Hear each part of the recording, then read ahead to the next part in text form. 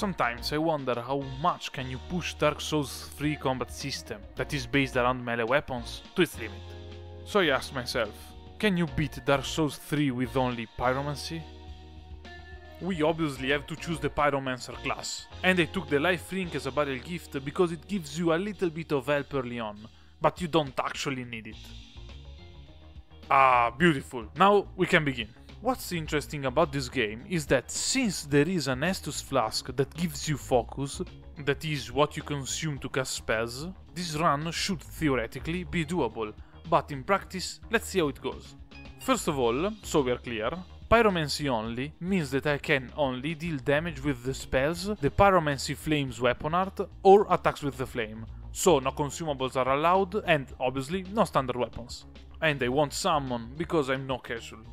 Here I tried using the weapon art and it's obnoxiously bad, so you won't see it again. We only have the fireball and one ashen estus, but it's more than enough to beat Gundyr. We have to adapt a bit to the very long attack animations, but it's easy. Also, I don't remember why I was playing naked. Now in Firelink Shrine we can make a tree jump and obtain one estus and the ring that gives us more souls. Kill the swordman for some free souls, say hi to the maiden and we can begin the actual game. It's time for Lothric Castle. The next Pyromancy I get is after the next boss, so Fireball it is. With 3 life estus and 2 focus 1 we are set. You can kill some enemies if you need to and maybe it's not quite enough to clear the area, but that's a waste of time anyway, so it's not a problem. Oh, and don't forget about the knight. Take the bonfire on top of the tower, sprint past everybody without falling down. In this building there is an estus shard. I also took the cell key, but I don't think that Grey Rat will sell useful items, so don't bother. Dark sign out and you can run down again, unlock the shortcut and face the boss. Here the additional flasks are useful, but even if it dodges some attacks you won't need more than one ashen estus. The only problem is that your attacks are really slow, but simply dodges attacks and then you will have a huge time window to deal damage. Now go get the banner. You can kill the knights outside for some easy souls. Banner in hand, we can go to Undead Settlement. For now I choose to level Vigor, Attunement, Endurance, Faith and Intelligence, because casting spells costs focus and more stamina than you think. In the settlement there are way too many enemies to kill, but there are many important items and NPCs. First take the estus shard here, then you can jump on some roofs and you'll find the fire clutch ring. This ring lets us deal 20% more fire damage from any source, but we will take 10% more damage overall. It's really good. Also remember that the Pyromancer starts the game with a ring that deals 12% more damage with pyromancies. Around here we can find our future best friend, Cornyx. He is able to upgrade our Pyromancy Flame and he will teach us new spells, so we decide to rescue him. Jump between the arrows to get the bone shard. Having a well powered up estus will be useful later since we will need some of them to be able to do damage.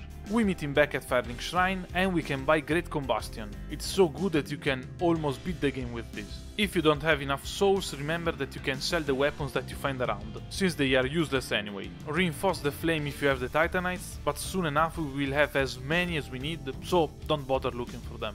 I bought the cell key to get some items, but it's mainly for this shield. Aim action and you should be able to get it. It's blessed, so it will regenerate HP over time, and it's a small shield, so it's good for parries. Obviously we can't riposte, but we can parry and then cast some spells. Now we meet the other important NPC, Sigvard of Katarina. Later on he can help us with a boss that is not only a gimmick, but is also immune to fire. Talk to him here and go down with the lift.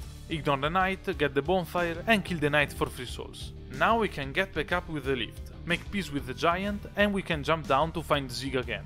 Go and fight the demon and our Aronian friend will help us. He will do most of the work, but remember that if he dies, so will the run. Cheer with him, then go on top of this building and... Go on top of this building and get the Fiend's Ring. And in case you're wondering, yes, it does not work with pyromancies, I'm just bad at the game. Down here you can find the Chloranthy Ring, that will regenerate 7 additional stamina points per second. Now I wanted to fight the Cursed Rotten Greatfoot, but it's a jank fight and for some reason pyromancies don't work properly. We need it if you want to transpose some Lord Souls. And there are some that give decent spells, but it's an optional boss, so I decided to ignore it for now. Let's proceed down the Road of Sacrifices. This first section is useless, so just run past the enemies and stagger Mildred with the Great Combustion. You can take the Brigand twin daggers for later, but we only need them for the weapon art, so even a simple dagger will do the trick. There is nothing that we need here, so we reach the second bonfire. You can say hi to Henry if you want to complete their quest. It isn't actually useful, but it's a good quest. I got some levels back at Fiery Shrine, and you'll see that I won't level up intelligence or faith for quite some time. Now, in this area, there are some items that we need. First of all, there are some Titanate shards. We'll be able to level up our flame before the next boss, but this will save us some souls. Then there is the Grass Crest Shield. We can equip it and it boosts our stamina regeneration. We can find one estus shard and a lot of souls, so basically take every item you find. And don't act like me and forget to take the Pyromancy tome. Yeah, we'll get back to that later. Burn the two guardians to death. You can lure one of them out if you attack him with a fireball, and down here we can find a bonfire. We can equip our daggers on the left hand and dual wield them, so that we can use their weapon art that will let us make a small jump forward. This is useful because we can use it to move around in the deep sludge. I won't use them to attack, so don't worry, I don't even meet the specification for the weapon, so it's useless anyway. Also, remember that you can use most weapon arts without focus, and they will work. Here we can find Iron Flesh. I took it because it's a pyromancy, but it's not really useful. This area is obnoxious, you move slowly, it's full of enemies, and the poison damage sound will pierce your ears. But it's full of useful items. There is an estus shard and a bone shard. There are a lot of Titanate shards, and we can find an item that will let us buy as many Titanate shards as we want, meaning we can upgrade our Pyromancy flame to +3. We extinguish the flames, and you can do that without attacking, so it shouldn't be a problem. And we can proceed to the next area. Oh, in this game, the Crown of Dusk only improves magic damage, not overall spell damage, in case you're wondering. Now we have the first hard fight in the run, in part because of the game and in part because I'm dumb, and I made it tougher than it's supposed to be. First of all, we can't exploit the two main weaknesses of this boss fight, backstabs and parries. Yes, we can technically parry him and then attack him with a spell, but since we cannot riposte, it's not worth it. Another problem is that their attacks are quite fast while we attack slowly, and being hit with a small dagger interrupts our cast, but nothing that some patience can solve. We are forced to wait for the third watcher to rise up, because we can't fight a 2 versus 1 in these conditions, and we usually end up killing him with combustion on accident. But all in all, the first phase is easy. In the second phase though, I started choking. His attacks are faster and have lingering hitboxes, making it harder to attack him and to drink. And remember that we have to drink twice as much as normal, but most of the time we simply don't have enough time to punish his attacks with combustion, because our attacks are too damn slow and he manages to dodge before we can land them. This boss fight is obviously doable, but I started tilting and kept on dying. To calm down a bit, I returned to the previous area and I went to fight the Crystal Sage. It's a mandatory boss fight, so I had to do it sooner or later. And yeah, I wasn't playing great. I defeated him, and here I remember that there is a Pyromancy tome here in the woods. So I took it, burnt an invader to a crisp, gave it to Cornyx, and I could learn Fire Orb, a better and actually good version of Fireball. With this in my hand, and I mean literally, I went to destroy the Beast Watchers. I also discovered that if you deal him enough damage, the other two Watchers will join the fight in way less time than they are supposed to. In the first phase, Combustion is still king, but in the second one we can damage him with Fire Orb reliably. Since we can attack him from a distance, he doesn't have time to dodge after most of his attacks. What remains is simply taking our time and dodging him, but it's an easy boss fight overall. Watchers cooked, we have the first cinders of a lord, 3 more to go. Now it's time for the Catacombs of Carthus. This area should be hard because most strong enemies here are fast and jump around constantly, but we can ignore them, so no worries. We can find our second Pyromancy tome here, as well as a bone shard, a large Titanate shard, and a crab. The tome is actually useless, since it unlocks spells meant to be used with a weapon, but it's a Pyromancy run and I felt compelled into taking it. The boss is what scared me most about this area, not because it's a hard boss fight, but because it's a gimmick that requires me to break his 3 bracelets, and I wasn't sure if Pyromancy worked on them or not. So I entered the arena, got the Dark Pyromancy tome, that will be really useful later but we can't use yet, and after some attacks I saw his bracelet break and I had a sigh of relief. Knowing that the intended strategy works, the rest of the fight is a cakewalk, and a boring one at that. You just have to wait for him to stop using that damn sword and put it down his right arm, and with a couple of great combustions, the fight ends. The Dark Tome isn't useful yet, because we can't actually give it to Corvix, and the NPC that will use it is still far away. In the meantime, we can level up a bit and head towards the Smoldering Lake, a semi-secret area that you can access by breaking the bridge just outside Waldner's boss room and descending with it. I made a damage test against the demon, but it isn't worth it. I took a large titanite shard and the most important ring in this run, the Witch's Ring, that will boost our pyromancies by 20%. It's basically mandatory. Now we can proceed in the actual lake, and after burning the big worm we can wait for the ballista to kill it, giving us an undead bone shard. We can then go to the bonfire, and in the area just below we can find yet another undead bone shard, and behind an illusory wall we take Quelana Pyromancy Tome, even though we can't use this just yet. Here there is a little lava pool with 2 items in it. I knew that they were pyromancy related, but I didn't want to check the wiki, so I spent some time trying to get them. Like, definitely too much time. The first item is Toxic Mist, a pyromancy that has a description stating creates an intense poison mist. But that is a lie because, in fact, Toxic Mist casts a Toxic Mist. Oh yeah, it's completely useless because like every boss in the game is immune to toxic for some reason. The other item is a talisman that allows you to cast miracles. It's cool in theory but not for this run. Having wasted the last half an hour, I decided to vent my frustration on a poor NPC. First try by the way. And I get another item in a lava pool. This is a pyromancy called Sacred Flame, but it's a grab attack and it doesn't deal good damage, so I won't talk about it again. I turn off the ballista and I go back to get Isolith Pyromancy Tome, our final tome. A useful thing about this area is that it's littered with large titanite shards, so you can easily upgrade your Pyromancy Flame. I can give this to Corvix and we gain access to one of the best pyromancies in the game, the Great Chaos Fire Orb. It's so good that there isn't even a regular Chaos Fire Orb, only the Great version. It needs 2 attunement slots, and I have 3, so I can use both these and Great Combustion. I tried to go against the boss of this area, but since he is a demon he has quite good resistance to fire. If I manage to kill him I can create the strongest pyromancy in the game, and this fight is certainly doable, even if I don't deal good damage at all. But to do that I would need to kill the Great Wood too, so I left him there for now and I dark signed out. Now we can go to the Crystal Sage's bonfire and proceed from there towards the Cathedral of the Deep. Here we can find 2 NPC-like enemies. The first one is defending the Paladin's Ashes, that will let us buy a very good ring. The other one is simply in the middle of the road.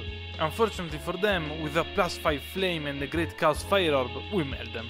This is true for all the remaining enemies in this area, that I am pretty sure it's supposed to be completed before the Abyss Watchers and the Catacombs, but who cares? Still, 1500 damage for a level 30-ish character is a big number. Also, you may notice that there isn't a DLC entrance here. I decided to play without DLCs because I wanted to see if this is doable with the base game. But this may change for future videos, so tell me in the comments what you think about it. Here we can find an Estus shard, an undead bone shard and Lloyd's sword ring, a ring that will let us deal 10% more damage if we are full HP. This is another of the really good rings of the game. Then we have to run on roofs for a good amount of time while unlocking shortcuts and killing giants, but there isn't much of interest here. We meet again our good friend Sigvard, only to discover that he is the most beloved NPC in the Souls universe, Patches. I want his autograph, so I reach him, and while I was there I decided to buy Sigvard's armor. On my way there I found a ring that gives me 1 more attunement slot and I lost 20,000 souls. Oh well. I give the armor back to Sigvard that I found stuck in a well, and we can go and fight the boss of this area. For the occasion I decided to buy Chaos Storm, not because the boss is hard, but because the spell is really fun and this is the only scenario where it could be useful. Well, it wasn't useful, also because these enemies spawn infinitely, so attacking them randomly doesn't make much sense. But this boss fight is a joke if you know how it works, so a couple of great combustions later I kill the main priest and the boss fight ends. And we get the small doll. With this item we can proceed in the next area, Irithil of the Boreal Valley. But before that I progressed Henry's quest, by talking to them at Firing Shrine, at the Catacombs, twice, and they put in down auras. Also, on your way there you can get some more large titanite shards, since it's the smoldering lake, and even a titanite chunk if you kill this lizard. I am currently at level 36 and the flame is at +6, in case you were wondering. Now that we are at Irithil, I wanted to see how I fared against the beast guarding the bridge, and I let the fight speak for me.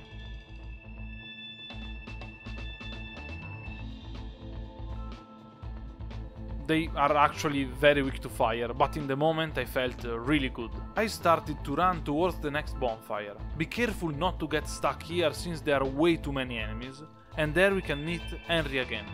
They give us a ring, useless, and the best gesture in the game. Also, there's a guy we can kill here, it's part of Henry's quest, don't worry. We can proceed onward, and we can get an undead bone shard, a lot of pain, the worst looking enemy in the game, and a bonfire. From there we venture into the sewers, where we can meet our good friend Sigvard. Then we have a vision of an amazing chest ahead, and we can sprint through the area. Just try not to die in the elevator unlocking the shortcut. From here, instead of going towards the boss of the area, I went to the dungeon, so just take the other way from the bonfire and keep ignoring all the enemies until you reach the bonfire. This area can look scary, but if you know what you have to do, well, it's still scary, but you won't get lost. Maybe. Here we mainly have to take some keys and save one NPC. In a cell we can take the jailbreaker's key, then we can proceed down the dungeon and put to sleep a mimic to get an estus shard. Then we can go ahead and take two more important items. We can find a mimic and a regular chest, where we can take the old cell key and the dark clutch ring, that is the dark equivalent of our fire clutch ring, that will boost our dark damage while increasing the damage we take. Here we can run past the guards, dodge the gargoyle and reach the profane capital. From here we can jump down and go to an area filled with toxic mud, where we can kill a sorcerer to show that the pyromancy reigns supreme. Then, because this area is connected with the dungeon, we can find two invisible jailers and get the jailer's key ring. And with a jump we can reach a cell where we can find our friend Sigvard, imprisoned. We let him free and he gives us a titanite slab. His quest is now almost completed, and if we did all the steps correctly, he will help us in a future boss fight. From there we can go back to where we found the invisible jailers and jump into the giant's pit, where we can take the profane flame, a very good pyromancy. Now we are almost done with the area, we just have to go back to the room with the scary jailers and free Carla from her cell. If you are brave you can run straight to her, but I decided to kill all the enemies here, just in case. With Carla on our side we can find her at Firing Shrine, and we are able to give her the two pyromancy tomes we couldn't give to Cornix. This way we can learn Black Flame and Black Fire Orb, the dark equivalents of Great Combustion and Fire Orb. They are useful because they will let us deal dark damage instead of fire damage, so that we can fight bosses weak to darkness with darkness. Also, since we have the Dark Clutch Ring, our setup won't change because our items boost all pyromancies and not fire damage. Black Flame in hand, we can go back to the profane capital and face the boss of the area, our second Lord of Cinder, Yorm the Giant. When we enter the arena we have a special cutscene. That is because we completed Sigvard's questline and he will help us in this fight. We need to do this because this boss is a gimmick, meaning that to defeat him we have to get a sword that he has at his feet, and use said sword weapon art. He brushes off all other instances of damage. Sigvard though has a copy of this sword, so he will be able to damage Yorm, but this isn't all. If we just sit back and look at the fight, Sigvard is not strong enough and will die, so we have to get the aggro from the boss. Only that he is one of the two enemies in the whole game immune to fire. So we have to get the Dark Flame, that deals dark damage, to be targeted by Yorm and let Zig win the fight for us. Oh, and if Zig dies we are toast and we have to restart the run from the beginning. Or do we? We can see that I deal 400 damage to Yorm with my setup, using a Black Flame, and he has 27,822 health points. This means that we have to hit him 70 times with a Black Flame to kill him. Every Black Flame costs 25 focus points. With 20 attunement you have 150 focus points, and from +5 onward the Ashen Estus flask gives you more than 150 focus points, meaning 6 Black Flame per Estus flask, plus the full focus bar you spawn with. This means that with only 11 flasks you can kill Yorm without Zig's help, implying you don't get hit.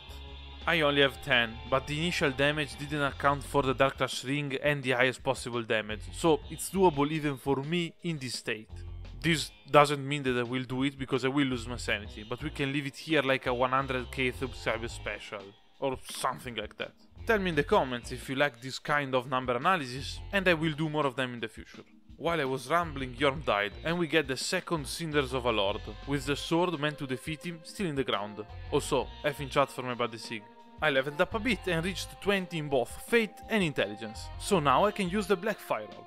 Next in line is Sullivan, so I got back to Irithil, burnt an invader, it's obviously an NPC invader I'm playing offline, unlocked a shortcut and went to fight him.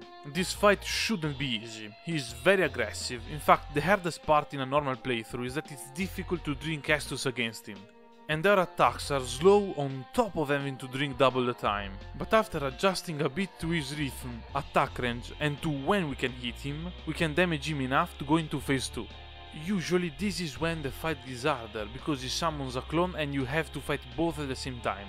But in this case it takes so long to summon it and it takes so much damage that it doesn't even get to move, it's dead on arrival. And we obviously hit both at the same time, so it's quite literally free damage. He dies and we can proceed. Here we have to defeat Adam Driver and his friend, then we can kill the two beasts with a couple of Chaos Fire Orbs for some easy souls. And in case our flame wasn't at +6 yet, we can take the ashes that allow us to buy the last Titanite shards. There is only one path ahead and the enemies won't follow us for very long, so just ignore them. Don't forget to take the best ring in the game and we can rotate a mechanism and reach an Orlando. Here we don't need to take anything, so I opened the big door and went to fight Aldrich in a familiar looking area. From now on, I'll be using the Lloyd's Sword Ring, that will boost my damage by 10% if I am at full HP, instead of the Silver Serpent Ring. This boss fight is pretty easy, he deals a lot of damage but his attacks are easily dodgeable, you just have to get the timings right. I tried to play around with the Profane Flame a bit, but it's a hard spell to hit, so I relied on the good old Great Chaos Fire Orb. It takes like 6 of them to kill him, so it's easy. He is defeated and since he is the third Lord of Cinder, we get teleported to the church at Lothric Castle, where we got the banner. I preemptively killed the maiden there, so now we spawn outside the fog gate instead of in the middle of the boss arena. So I can heal back and go fight the Dancer of the Boreal Valley. She is weak to dark damage, so I brought with me the Dark Fire Orb. She's a slow boss and we deal a ton of damage to her. I wouldn't call this the easiest boss fight so far, but it's almost there. Also, you can see that I was embered thanks to the fight against Aldrich. She falls, we are almost done with the game, and with the souls I gained I level up a bit. Here I went back to Anor Londo to complete Anri's quest and fight Aldrich with them. It's not necessary at all, but it's some easy 20k souls. Now we can proceed inside Lothric Castle. I died to the Fat Knight more times than I want to admit, and I got a Titanite chunk from his corpse. Then we can proceed, lose 40,000 souls, and we are able to find more than enough Titanite chunks to level our Pyromancy Flame to +9. And since we got the Titanite slab from Sigbard, we can upgrade it to +10. We already have a good number of Estus flasks. Our only weapon is at the max level and we have all the spells we need, so we can ignore every item on the floor without worrying about it. I mean, aside from the undead bone shard we can find here. I was a bit too cocky against the Dragon Slayer armor and I died twice, also because of the ranged attack that I never saw before. But this is, overall, an easy boss fight, you just have to be patient and keep your distance, and he falls to the ground. In the archives you can either ignore everything and run ahead, or take your time and farm the thousands of souls this enemy drop you. The only important part is that you show the Pyromancy supremacy to the 3 NPCs just outside. Your attacks will stagger them, so they're easily destroyed. Now, after some stairs, we have finally arrived to Prince Lothric and his brother Lorian. The first try wasn't so bad, I died because I couldn't see his big attack, so I had my hopes up. But this was the only good attempt. This boss fight was the first actual very hard fight of the game. Our attacks are too slow, and he always manages to either interrupt them or trade damage. We consume a lot of stamina to cast, so dodging is hard. And if you stand close to them, we can't actually deal any damage because he teleports away too fast. We have to risk attacking him in the middle of his combos. And this is only for the first phase of the fight. In the second phase they have a lot of cheap damage and it's almost impossible to reliably hit Lothric. So you have to get down Lorian and then attack Lothric during the revive animation. Meaning that we have to bring a lot of Ashen Estus and we have to use our limited attacks carefully. Also, I don't know if I'm just bad, but I never understand if after a teleport he's going to make a fast or a slow attack. For this fight my setup was Great Zone Ring plus 12% Pyromancy's damage, Witch's Ring plus 20% Pyromancy's damage, Fire Clutch Ring plus 20% fire damage, Lloyd's Sword Ring plus 10% damage if I am at full HP. And obviously they stuck together. I tried using both Lloyd's Rings and I made some other changes, but I simply couldn't win this fight. I spent more than an hour here, and I was probably tilted, but then I figured out a strategy to beat them. A thing that allows you to win all the fights, regardless of the game. I got good. The first part of the fight is easy. You can stay away from him and there is a sweet spot where his AI gets confused and simply crawls toward you while you attack him. This phase done, you have to still be at a distance, but you have even less time to attack him. You need to take some risks. Trading damage is mostly fine, and sometimes he will decide to teleport and attack you after you choose an attack and before you can dodge him. It sucks, but you can't do much about it. After a while you get the timings and the openings right. Remember to manage your focus so that you'll be able to deal as much damage as possible to Lothric while he's reviving his brother. Here is where you have to take the most amount of risk, so don't be scared and go for it. If you do it properly and you get a bit lucky, you can kill Lothric in only 2 revive sections. Remember to disrespect Lothric's corpse and congratulate yourself for almost beating the game. Now you can level up, burn the lords and go to the final fight of the game. The soul of Cinder is resistant to fire, so I brought with me the Dark Fire Orb, same setup as before, only with the Dark Clutch Ring. I wanted to show the final fight in almost its entirety, so I'll talk over it for a bit. First of all, I think this run was very fun. It forces you to approach the fights in a different way than usual and I enjoyed it a lot. I wholeheartedly recommend it. As far as difficulty goes, it wasn't very hard. Sure, you have to get the timings right and manage your resources accordingly, but you always deal a lot of damage, so it's not actually a problem. I am for sure going to make other challenge run in the Soul series. They are probably my favorite game series and they are prone to be completed with strange limitations. In that regard, if you have some challenges in mind, you can always write them in the comments. I know that some of you expected me to beat all the bosses in this run, but for now I decided to stick to the can you beat game format. But you can call me a casual in the comments and maybe one day I'll do an all bosses run.